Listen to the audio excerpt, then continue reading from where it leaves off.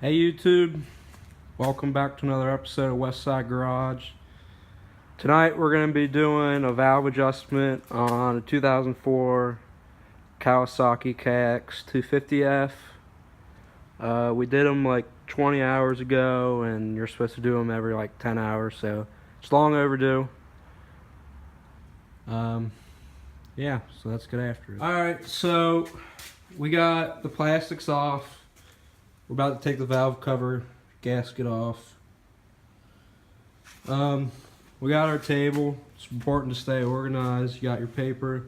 You're going to want to write down all the valve clearance and everything so that you know. It's good to have a paper towel to keep everything on. This is Joe. How's it going? From Team O'Reilly. Yeah, let's get started. Let's get after it. Alright, so we got the valve cover off, and it's at TDC. Actually, no, it's not. We haven't done that yet. But we're working on it. You did? Yeah, I did it when you were inside. Joey did it when I was inside, so we did it. You can see the little dots at the top, on the side. And we're going to check with feeler gauges. See how out of whack they are, and then if they're out of whack, we're going to adjust them, and if they're not out of whack, we're not going to adjust them. So we'll let you know. Alright, so the intake valves are off, so we got to adjust those, but the exhausts are good. So we got the cam chain tensioner out, and we're going to mark with a Sharpie where the chain lines up with the cams, so we can get the timing right when we go back on, like such. So now we're going to take the cam chain off the cam and take the cam off, and we're good.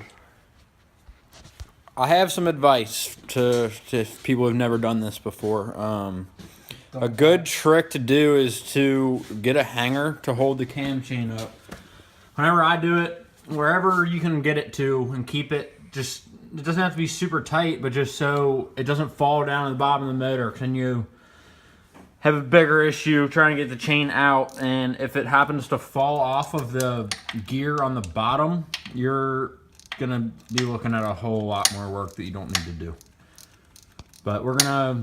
When you take the cam holders off, there's a little, what's that little C thing called? I think they're called moon rings. They look like half circles. Make sure you don't lose those either. Those are very important to guide C rings. But yeah, we're gonna take these cam hold downs off and check our shims and throw in the new ones, and we will keep you posted. Yep. For this week's zip tie quick tip of the week, we're going to fix this fender with a couple of zip ties. First thing you're going to do is you're going to drill some holes in the plastic, like so.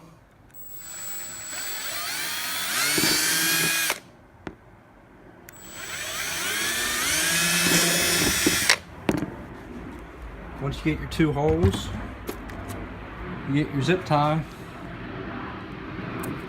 you put it in the hole, then up through the other hole, and then connect it like such.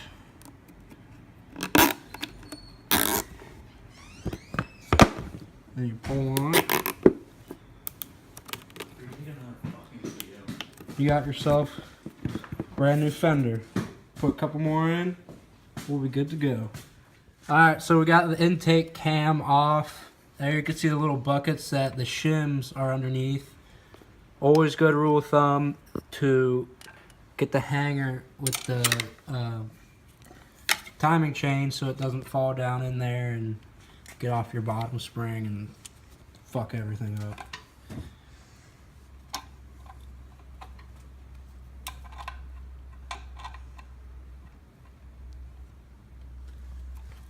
So pretty much next is we're going to take these two buckets off and then see what size shims are in there. and then do the math to get the size of the new shims. So we'll let you know. Everything out. We got our cam hold down out, the moon rings out that we were talking about earlier, the ones we said do not lose. We got the buckets out. We got the new what are these? We have everything out we need out. We got the shims out. The shims, that's what I was looking for. A kit I would recommend, works pretty good, is the Hot Cams kit. It comes with every single shim you're ever gonna need, as long as you own the bike. Just don't. Alright, so we measured them. This is 2.45 and this is also 2.45. Both the clearances were at 0. So what we did, if you take the size, the amount of clearance you have minus the specified valve clearance, which we went with 0.13 millimeters just because it's in the middle of the 0.10, the 0.15, and then you add so you take the valve clearance minus the specified plus the size of the shim that was in there. You want to use a caliper to measure it, but don't use a Harbor Freight one. They're junk. They don't give you the right measurement. So once you got your new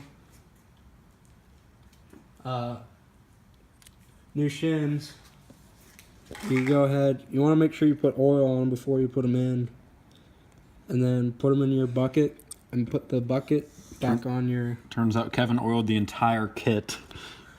Now they're gonna rust.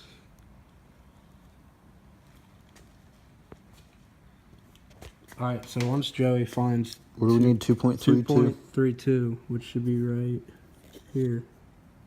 Those are 2.4. All right, Kev, you're blocking my light here, man. All right, once we find these, we'll get back to you and start the next segment of this video.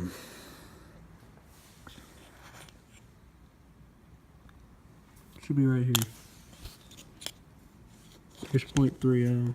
There's 0.35. I don't think there are. 2.32. See, it's 2.35. So that'll still get us in the. We don't have a 2.32, so we're going to use 2.35 because that'll still have us in the specified clearance, so it'll be good. So once you get them, these are already pretty oiled up. Go ahead and you want to put the numbers going up.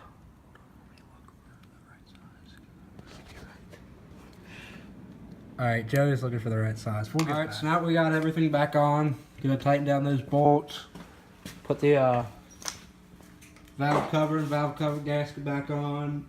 Gonna throw the tensioner back in. Tensioner back in. Before we do any of this, we're gonna check this. Yeah, we're gonna check the clearance, make sure they're in spec. If they're in spec, everything goes on. New spark plug. New air filter. New gas. Should be all. Hopefully next video we take, next couple of videos, we've been taking a lot of them, we will, this bike should be running again.